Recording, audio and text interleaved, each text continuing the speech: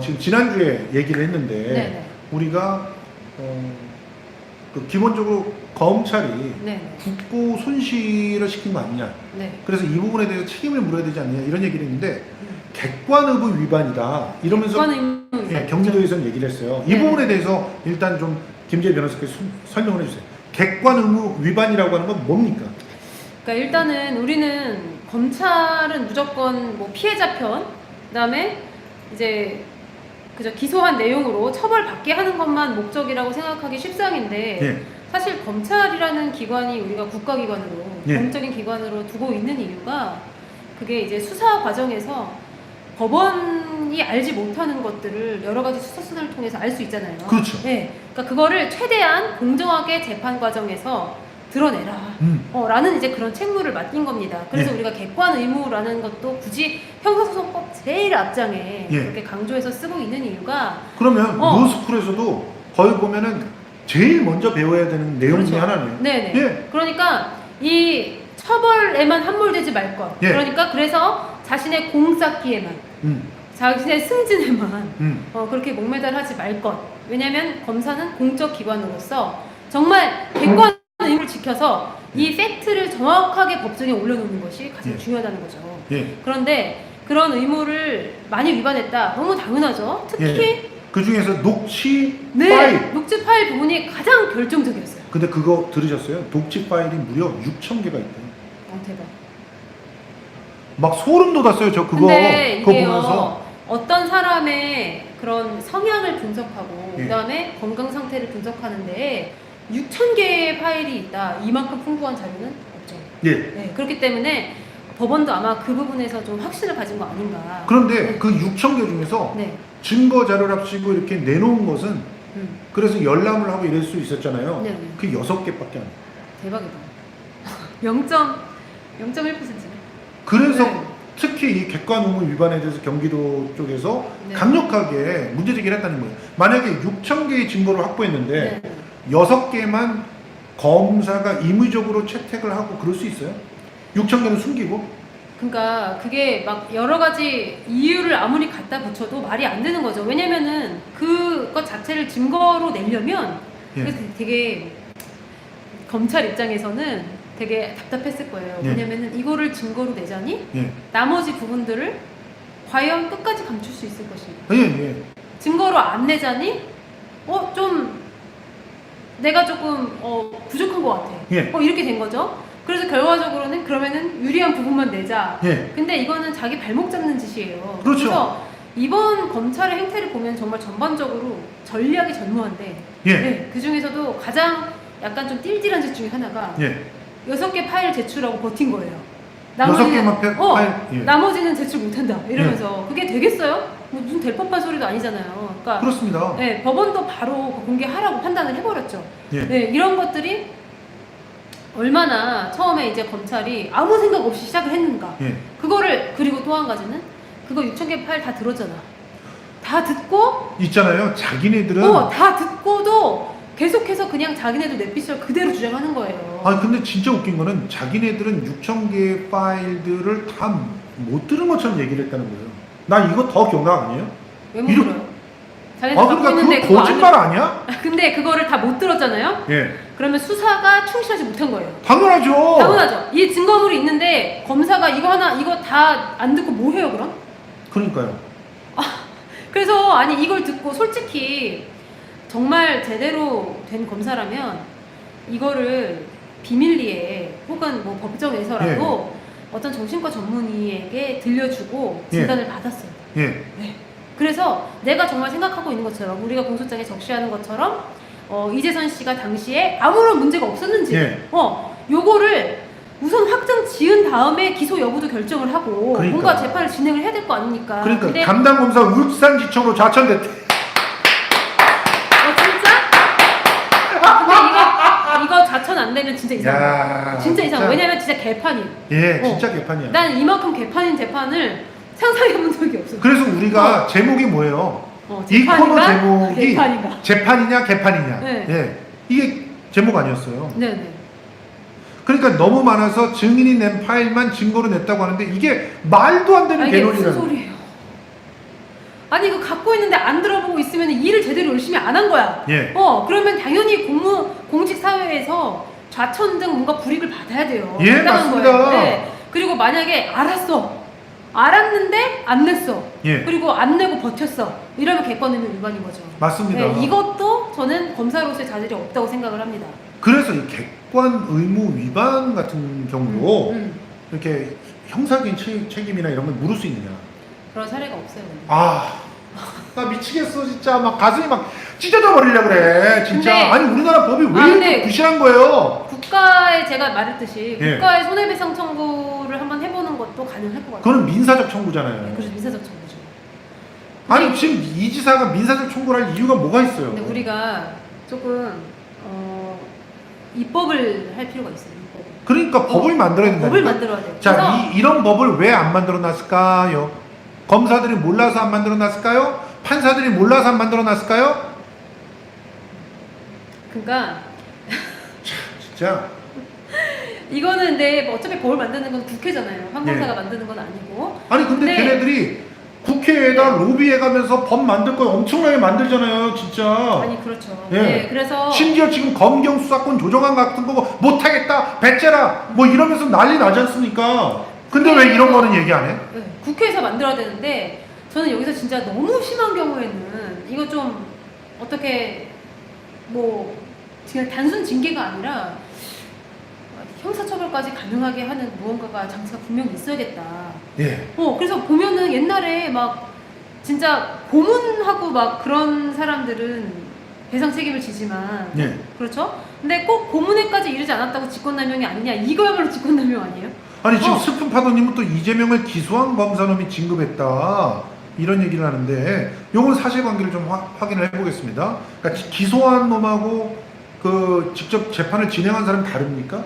그럴 수도 그렇죠. 있죠. 예, 수사검사가 기소를 하고 맞아요. 재판을 진행하는 건 공판검사예요. 맞아요. 예, 검사들은 또 그러니까 특이하게 이거를 갈라서 진행을 해요. 기소를 하는 것까지는 잘했다. 뭐야? 이건 진짜 완전히 야, 정말 이거 엿먹을 진짜- 하는 것도 아니고. 뭐야? 기소까지는 잘했다는. 근데 약간 그거에 따라서 연차에 따라서 그냥 승진할 때가 돼서 했을 수도 있어요. 예. 근데 이거 아무튼- 나는 기소한 사람이 더 문제인 것 같아. 예. 자, 우리 이번 이 경기도에서 문제 제기한 객관 의무 위반이라고 하는 상황을 통해서 우리가 팩트 체크를 확실히 합시다. 자, 왜 객관 의무 위반이라고 얘기했느냐? 무려 6천여 개의 녹취 파일이 있었습니다. 그러니까 이 이재성이라고 하는 분은 거의 모든 대화를 녹취를 했다고 보시면 돼요.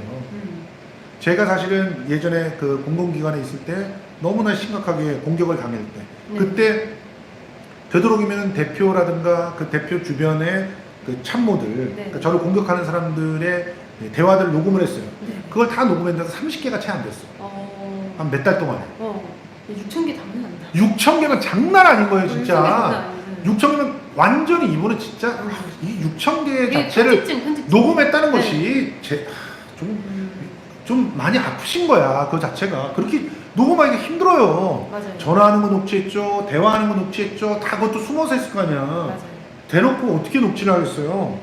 그러니까 그걸 6천여 개를 했다는 것 자체가 사실은 이 사람 좀 문제가 있다라고 하는 것의 객관적 증거가 되고 그리고 6천 개를 분명히 우리 똑똑한 김지혜 변호사님이 만약에 검사라면 제일 먼저 어떻게 해보신다고요? 그 6천 개를 딱 갖고 와서 다 들어야죠. 다 일단 들어야 돼. 다 들어야죠. 안 들었다면 무슨 일이죠, 그게? 아니 그게 안 들을 수가 없는 거잖아요. 그렇죠, 수사를. 아니 왜냐면 일단은요 공소장 내용 자체가 이재선 씨가 정상이었다면서요. 예.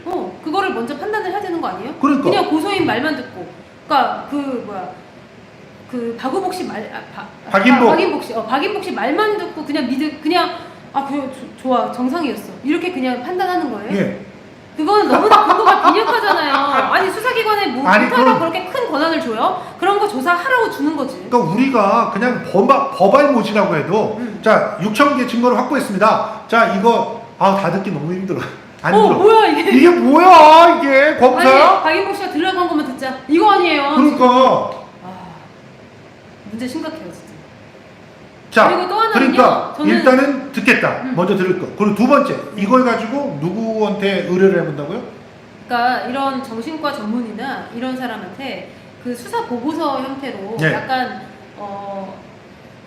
받고 예. 서약을 받고 조금 진단을 해달라. 예. 이제 이 부분이 재판정에 올라가더라도 예. 이 부분의 어떤 그런 건강 상태, 예. 건강 상태에 대한 그런 진단을 좀 미리 예. 본인이 모르겠으면 예.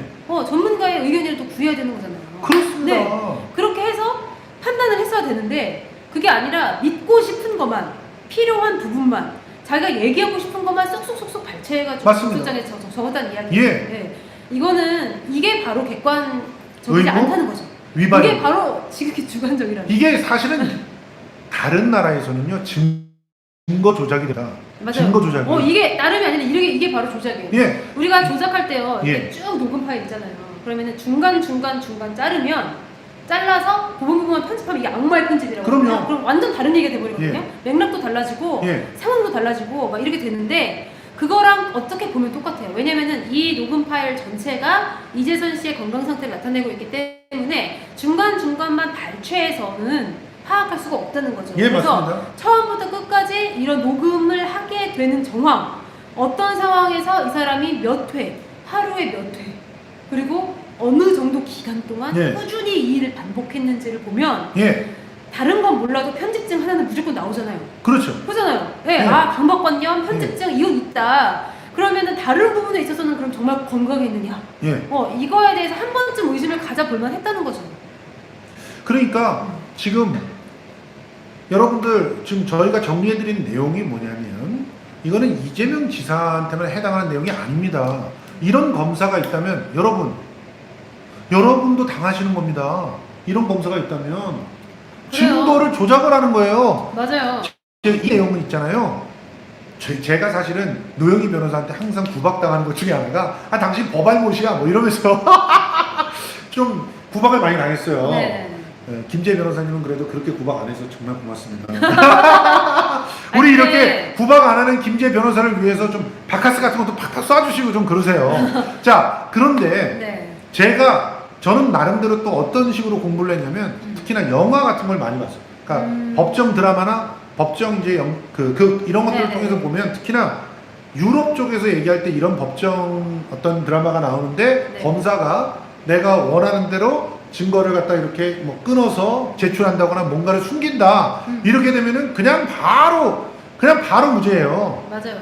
그리고 그 검사가 바로 거기에 대해서 증거 조작으로 오히려 나중에 고소를 당해요. 근데 저는 그 부분도 되게 판사의 판단에 중요하게 작용했을 것 같아요. 맞아요. 네, 그런 보이스 레코더에 있는 것들을 많이 숨겼다는 거. 예. 근데 저는 그렇게 생각합니다. 법이요, 어떤 그런 세세한 기술적인 부분보다도 가장 중요한 거는 법은 일반인의 상식이다 예. 라는 명언이 있어요. 예. 격언이 있는데 뭐냐면 우리가 그냥 판단을 했을 때 이게 말이 돼? 싶은 거 있잖아요. 예. 그런 거는 법으로 다 처벌이 어떻게 해서든 돼요. 예. 그러니까 제가 말하고 싶은 거는 이제 뭐 세세한 법 기술적인 것이 중요한 게 아니라 예. 그러니까 우리가 일반인 상식에 비추어 봤을 때 이거는 정말 아니다 싶은 거, 예. 그런 것들을 처벌할 수 있어야 이게 진정한 법이라는 것이죠. 맞습니다. 특히나 이런 거, 검사가 증거의 일부를 내고 나머지를 전부 숨긴다 이런 거. 예. 게다가 그 낸 일부도요, 저는 솔직히 말해요. 솔직히 이제 그런 것들을 좀 충분히, 그러니까 육성이 너무 많다. 그래서 예. 어떤 표본 추출하듯이 좀 충분히 뭐 한 600개 정도 이렇게 뭐 10분의 1 정도만 제출했다면 또 모르는데 예. 6개 제출했다는 이야기는 이거는 진짜 고르고 고라했다는 얘기거든요. 맞아요. 이거는 정말 아닌 겁니다. 근데 자, 핵심 정리해드렸죠? 네. 자, 검사는 객관 의무 위반을 했습니다. 네. 그런데 문제는 이 객관 의무 위반에 대해서 우리가 국민들이 이 검사의 책임을 물을 수 없다는 게 아주 통탄할 만한 상황이라는 거예요. 자꾸 그러니까 예. 검사들이 자꾸 정치 검사 해도 된다고 생각하는 맞아요. 왜냐면은 객관의무 위반하면 어때? 내가 확실히 이거 하면은 나의 인기가 치솟아. 맞아요. 내지는 내가 뭐 잘 보일 수 있어 누군가에게. 맞아. 이런 생각을 가지면서 예. 객관 의무를 너무나 차치해 버리는 겁니다. 근데 이거에 대해서 저는 어떤 식으로든 간에 그게 좀 있어야 되지 않을까? 저는 되게 정의감에 어긋나잖아요. 예. 네. 정의감에 어긋나다는 이야기는 이걸 처벌할 법률이 지금 필요하다는 거예요. 그렇습니다. 사실은 이 법을 이번에 다양하게 우리 정리를 해가지고 한번 청원을 하는 것도 하나의 방법이라고 생각하는데요. 저희가 이런 부분들을 고민하고 있습니다. 실제로 국고손실죄로 어떤 문제가 되는지를 갖다 법률적으로 따져보기로 하셨잖아요. 네네네. 이게 사실은 소송은 가능할 것 같은가요? 근데 문제는요. 예. 검찰은 또 이런 측면이 있어요. 혼자 결정하지 않아. 맞아요. 네, 주임 검사나 공판 검사나 기소 검사가 단독으로 결정하지 않고 언제나 회의를 해서 예. 조직에서 결정을 해요. 근데 그렇군요. 그렇게 치면 검사 개인의 책임을 묻기 굉장히 어려워져요. 맞습니다. 왜냐면은 나는 이 조직 내에서 그냥 시킨 대로 할 뿐이다. 예. 이가 되는 거예요. 나에게 예. 어떤 판단 권한이 최종적으로 주어져 있는 것이 아니고. 그렇습니다. 그래서 이제 그런 거예요. 제가 이제 가끔씩 이제 그러니까 수사받는 우리 의뢰인들을 위해서 항의를 할 때가 있어요. 네. 수사관님 혹은 검사님 네. 지금 너무 좀 수사가 부당한 것 같습니다. 네. 좀 이런 식의 수사는 좀 아니지 않습니까? 라고 제가 항의를 하면은 이렇게 얘기를 해요. 저희 부장검사님이 하라고 해서. 이런 식인 거야. 부장검사님이 이렇게 하라고 하셨어요. 예. 그렇게 이제 자기들은 이제 변호사가 논리적으로 따지면은 거기에 대해서 이제 회피하는 그런 답변을 하는 거죠. 예. 근데 언제나 얘네들의 논리는 그렇기 때문에 이게 굉장히 개인의 책임을 묻기에는 무지 어려워지는 거죠. 그리고 그렇습니다. 조직에서 이 사람 분명히 일을 잘못했는데도 이제 뭐 자천하거나 뭐 문책을 하기보다는 도와주자. 이상해. 감싸주자. 진짜 이상해. 어쨌든 간에 우리 결정에 따른 사람이니까. 아니 이런 해괴한 조직 논리. 그러니까 이것에 이런 의해서 잘못돼도 걱정하지 마. 내가 넌 다 챙겨줘. 이런 게 조직에 있는 거예요. 맞습니다. 그래서 저는 검경 수사권 조정이 필요는 하다. 맞습니다. 네, 필요는 하다. 왜냐면 이게 경찰도 있는데 네. 검찰이 좀 특히 이 조직 문화 너무 심해요. 맞습니다. 네. 너무 심해서 이런 어느 정도는 분산을 시켜놔야지. 맞습니다. 검찰과 경찰이 좀 나눠서 권력을 가질 필요가 있겠다. 이런 그러니까 생각이 좀 절실히 듭니다. 수사권도 조정을 해야 되고요. 그리고 그 기소권도 조정을 해야 되고요. 그리고 더불어서 이제 검찰들이 이렇게 객관 의무를 갖다 위반했을 때 엄중하게 문책을 당하거나 혹은 피해자에 의해서 형사적인 책임까지도 검사한테 물을 수 있는 그런 상황도 좀 나와야 된다. 네네. 저는 그렇게 좀 믿습니다. 물론 이 부분에 대해서 여러 가지 법적인 검토들이 좀 필요하다는 그런 얘기고요. 네. 그리고 국고손실죄에 대한 거, 이 부분도 역시 사실은 어떤 형태로든 좀 더 객관적으로 그 책임을 갖다 물을 수 있는 처지가 좀 돼야 될 것 같은데 지금 현재 조건에서는 좀 묻기가 어려운 상황이라고 보시는 거예요? 그렇죠. 굉장히 묻기가 어렵고 근데 정말 추진을 할 필요는 있는 것 같아요. 그러니까 예. 그 검찰을 감독하는 어떤 기구가 필요해요. 그래서 그러니까 결과적으로는 저는 솔직히 이야기하면 어떤 뭐라 해야 되지? 이 감독 기구가 없는 어떤 기관은 필시적으로 굉장히 부패하거나 혹은 자신들의 잘못을 감추거나 뭐 이렇게 될 수가 있어요. 이제 그렇기 때문에 요거를 어떻게 해서든 간에 외부에서 감독하는 부분이 무조건 있어야 하는데 우리가 예전에는 그러니까 뭐 이렇게 이야기하면은 약간 변호사라서 이렇게 이야기한다고 생각할 수 있는데 예전에는 법조 3년이라고 해가지고 검찰, 법원, 변호사가 약간 이렇게 세 개의 꼭지를 이루면서 서로를 감독하는 기능이 있었어요. 근데 저는 지금 이렇게 검찰과 법원을 우리가 사법 불신의 한 요인이 변호사들의 역할이 많이 줄어들면서 생긴 부분도 있을 거라고 생각해요. 맞습니다. 네, 왜냐면 옛날처럼 변호사가 진짜 법원과 맞짱을 뜨고 검찰과 맞짱을 뜨는 그런 일이 굉장히 줄어든 거예요. 그렇죠. 그래서 우리는 옛날 변호사 노무현, 그죠? 그렇죠. 변호사 문재인, 변호사 이재명, 맞습니다. 이런 변호사의 역할을 지금 기대하기 굉장히 어려워진 거예요. 맞습니다. 네, 그런데 이게 저는 양승태 사법부가 맞아요. 변호사 조직을 일단 죽여놔야 맞아요. 검찰과 법원이 무소불위가 된다라는 그런 계산하에 치밀하게 작전을 짠 측면이 다 밝혀졌잖아요. 이런 측면이 있어요. 사실은 그래서, 오늘 그 얘기를 갖다 좀 길게 하기는 어렵지만 우리 다음번 시간 정도에 양승태 사법부가 변호사 특히나 뭐 대한변협이라든가 서울변협이라든가 민변이라든가 사실은 대한변협, 서울변협 같은 경우도 나름대로 자기 역할들을 하던 조직이었는데 그런 조직을 조직이 아예 없어서 와해됐어. 아유 그냥 막 네. 완전히 장악해 버렸어요. 그러니까 더 웃긴 거는 그 결과 진짜 이 판사들이랑 아유 밀접한 감사합니다. 감사합니다. 예, 청삼촌 조경님 고맙습니다. 네, 진짜 이런 거 있잖아요. 예, 법관 출신 변호사들만 독식을 하는 거예요. 맞아요. 이게 이 카르텔이 왜 변호사 조직을 약화시켰는지를 보세요. 이 자기 법원 내 조직 밑에 있는 이 법관들 다 나가서 먹거리 만들어주는 거예요. 아이고, 네. 진짜 이건 완전히 이 카르텔이 야, 이 카르텔이 정말 양승태 사법부에서 완전히 공고해져서 이거 아유, 개혁하려면 명들님 이거 고맙습니다. 개혁하려면 진짜 오래 걸려요. 명들님 예. 감사합니다. 예. 명들님 되게 자주 뵙는 것 같아요. 네. 개혁하면 너무 오래 걸린다는 거예요. 네. 그 얘기를 네. 이제 다음 시간에 한번 조금 그래요. 예. 요거 떼서 좀 조금, 해보고 네. 이 공수처야 이렇게 결국 공수처 이런 얘기했는데 그것도 진짜 하나의 방법이 되겠어요. 그러니까 고위공직자 비리수사처에서 이렇게 객관 의무 위반 같은 경우를 날카롭게 이제 수사를 해서 네네. 거기에 대해서 형사적인 처벌할 수 있게끔 공수처법을 다루면 네. 또 이런 부분들의 어떤 징계를 할 수가 있는 상황이 됩니다. 부당 기소에 대한 징계. 예, 이 맞습니다. 부분이 좀 필요하고요.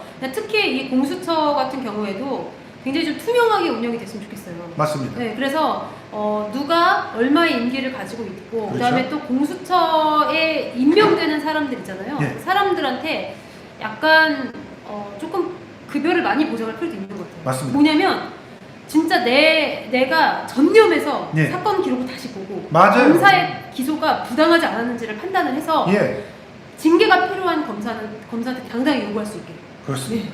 그러면서도 조직에 이제 찍히는 거를 두려워하지 않는 예. 그런 사람들이 필요하고, 예, 이제 뭐 제야에 좀 정의감이 살아있는 그런 많은 법조인들을 좀 모아서 맞습니다. 우리가 좀 개혁 작업을 필요로 하지 않나라는 생각이 듭니다. 아무나 지금 법조 분야가 제일 개혁이 안 돼요. 맞아요. 안 돼. 이 공부한 양승태 시절 지금 만들어놓은 이 카르텔이. 제가 네. 그 90초 가짜뉴스 뽀개기라고 하는 거를 네. 계속 만들고 있거든요. 아, 진짜요? 그러면서 네. 이제 공수처에 대한 언급 하나밖에 안 했는데 공수처에 대한 언급을 몇 개 더 하려고 하는데 요거 확실하게 좀 이 시간에 좀 뽀개드리고 갑시다. 공수처는 누가 감독합니까? 누가 감시해요? 이런 식의 특히나 자유한국당 중심으로 우익 유튜버 중심으로 공수처는 무소불위에 그 독재의 주구야 이러면서 주장하는 사람들이 있던데 누가 감시하냐고요? 검찰이 감시합니다. 여러분 지금 진짜 너무 단순한 얘기인데 서로 감시하게 만들면 돼요. 서로 감시하게. 지금 네. 경찰 고위 간부했던 사람들 검찰이 잡아놓았잖아요. 그렇죠? 네. 경찰은 검찰들 중에서 일부 막 또 기소하고 막 이러잖아요. 네, 기소까지는 아니지만 막 그 수사한다 그러고 그러잖아요. 네. 이전 검찰 간부들 왜 그러겠어요? 서로 경쟁을 해야 되잖아요. 검경 수사권 조정에. 네. 여러분 검찰이 지금 이런 식으로 자기네들 조직을 갖다가 막 사수하려고 난리를 치고 있는 조직인데 공수처 딱 생겨가서 공수처가 만약에 검찰 수장을 갖다 공격해봐. 그러면 그 공수처장을 갖다가 검찰이 털지 않을 것 같습니까? 아니 이 당연한 거를 가지고 말도 안 되는, 솔직히 말해서 누가 임명하는지는 저는 별로 중요하지 않다고 생각해요. 왜냐? 검찰은 이 잡듯이 잡을 거니까. 그렇죠. 저는 근데 이제 경찰과 지금 검찰 싸움도 보시잖아요. 예. 검찰 수장들 막 줄줄이 수사 들어가고, 예. 경찰 옛날 수장들 막 기소되고 막 이런 거 있잖아요. 그러니까 조직이 양쪽 조직의 권한이 분산돼 있으면 서로 감시와 견제 역할을 하기 때문에 한 조직에 너무 많은 힘이 있는 것보다는 언제나 좋아요. 예. 네, 그게 민주주의 원리잖아요. 그렇습니다. 네. 공수처에 대해서 반대하시는 분들도 소중한 의견이라고 받겠습니다. 그렇지만 네. 진짜 저는 기본적으로 고위 공직자들의 비리를 수사하는 어떤 전문 기관은 분명히 존재해야 되고, 그거 있어요. 그리고 그것이 민간 영역에 의해서 민간 영역이라는 거는 변호사를 비롯해 가지고 심지어는요 그냥 시민사회단체의 어떤 사람들도 네. 법적인 어떤 일정한 저는 그런 수준, 법률적인 예. 판단을 반드시 법조인만 해야 된다고 그러니까. 생각해요. 네, 왜냐면은 제가 아까 말했잖아요. 법은 상식이라고. 맞습니다. 만약에 상식에 잘못된 법이 있으면 그 법은 뜯어 고쳐야 되는 거예요. 맞습니다. 네. 그렇기 때문에 저는 여러 다양한 분야의 경험을 가지신 이 사회의 원로분들이 모여서 맞습니다. 이거를 판단해야 된다고 생각해요. 저는 원로도 아니라고 생각해요. 원로도 아니고. 원로도 아니에요. 원로도 자, 아니고 기본적으로 예, 그냥 대표성을 띠고 있는 그렇죠. 사람들. 그런 분들이 이걸 판단해야 된다는 근데 거죠. 그게 좀 뭐야 여러분들 아시죠? 뭐 유령 사무실 하나 갖다 놓고 뭐 5개 돌려가면서 서로 대표하고 이런 거 말고 이런 거 말고 네, 그 네. 진짜 제대로 된 시민사회 활동과 근거가 있고 나름대로 성과들과 회원들이 있는 그런 대표성을 띠고 있는 그런 것들이라면 네. 거기에 들어올 수가 있다. 그래서 그들이 실제로 제대로 이제 객관적인 어떤 그 수사들을 갖다가 좀 할 수 있는 그런 상황이 만들어진다면 서로가 견제를 해서 네. 이 문제를 갖다 좀 해결해낼 수 있지 않을까 생각합니다. 저희가 사실 오늘 또 굉장히 중요한 만남을 합니다. 그 만남은 이제 여러분들이 궁금해하시는 바로 이 공익적인 어떤 고발을 할 수 있는 그런 법리적인 검토와 또 어떤 조직적인 어떤 검토 이런 것들을 갖다 좀 해보기 위해서 사람들이 좀 모이고 있거든요. 네. 그래서 그런 모임들을 갖다 좀 하고 거기서 뭔가가 결정이 된다면 그 부분에 대해서 자 우리 이런 식으로 행동을 해나가겠습니다. 동참하실 분이 있다면 동참해 주십시오. 그리고 우리는 투명하게 이렇게 공개하겠습니다. 그리고 아마 김재 변호사님께서 중요한 역할을 해주실 것 같은데 그런 것들을 다 보고하면서 진행을 하도록 하겠습니다. 저희들과 더불어 함께 해주셔서 너무나 감사합니다. 그리고 김재 변호사님 이렇게 고생해 주셔서 너무나 네. 고맙습니다. 고맙습니다. 네. 예.